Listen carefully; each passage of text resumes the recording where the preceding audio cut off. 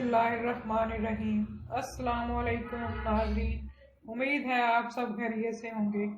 आज हम बनाएंगे आलू गोश्त। वीडियो शुरू करने से पहले हमें ज़रूर सब्सक्राइब करें और दोस्तों के साथ शेयर करें। शुरू करते हैं आज की रेसिपी। इस रेसिपी के लिए हमें चाहिए गोश्त।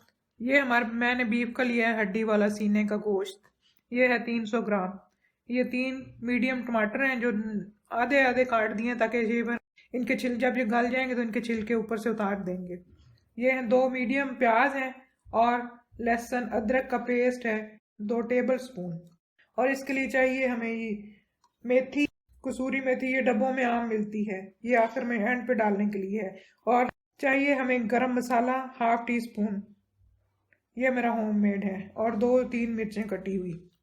और इसके लिए 1 टी स्पून है नमक का, 1 टीस्पून सुरख मिर्चें हैं, 1 टीस्पून धनिया है पिसा हुआ और आधा टीस्पून हल्दी है। इसमें ½ कप ऑयल का जाएगा। इन सब चीज़ों को हम कुकर में डाल के गलाते हैं और इसके बाद फिर देखते हैं।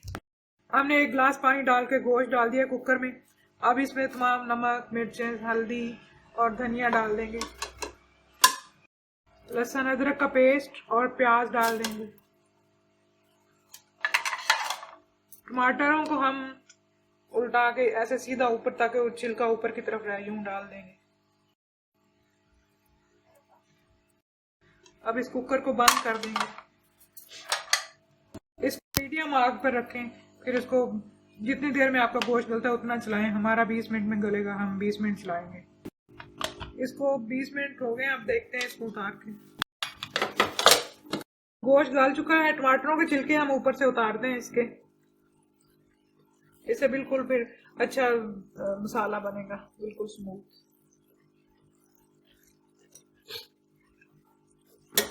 आग को तेज करते हैं। पानी है थोड़ा सा, इसको खुश्क करते हैं। ये पानी खुश्क हो चुका। अब इसमें ऑयल डाल दें और इसको 10 मिनट तक भूनने। गोश्त को भूनते हुए हमें 10 मिनट हो चुके हैं। ये कितना अच्छा मसाला तैयार हुआ है, बिल्कुल स्मूथ सा, यकजान, कोई टमाटरों के छिलके नहीं, कोई प्याज नहीं भीग रहा है, सारा कुछ गल चुका है और अच्छी तरह तैयार हो चुका है। हम 2 आलू लेते हैं मीडियम कटे हुए, ये हमारे पास पड़े हैं। इसमें डाल के 1-आधा मिनट इसको चलाएं और इसमें पानी डाल दें। 2.5 कप पानी के डाल, उबाल आने पर ढककर 5 से 6 मिनट तक पकाएं। ये 5-6 मिनट के बाद ये आलू गल चुके हैं और शोरबा तैयार है। अब इसके अंदर गरम मसाला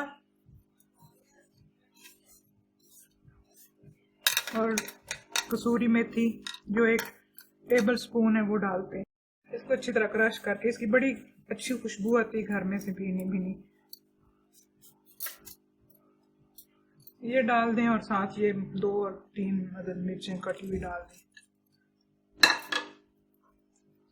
अच्छी तरह मिक्स कर दें और फिर इसको थोड़ी देर ढक के रख दें 5 मिनट के लिए। इसको दम पे रखे हुए 5 मिनट हो चुके हैं। अब इसको हम डिश आउट करते हैं। आलू गोश्त की डिश तैयार है। उम्मीद है आपको आज की रेसिपी पसंद आएगी। डिश जरूर ट्राई करिएगा। कमेंट बॉक्स में बताएं जरूर कि आपकी कैसी बनी। अल्लाह आपको दोनों जहानों की खुशियां अता करे। अपना बहुत ख्याल रखिएगा। अगली रेसिपी तक अल्लाह हाफिज।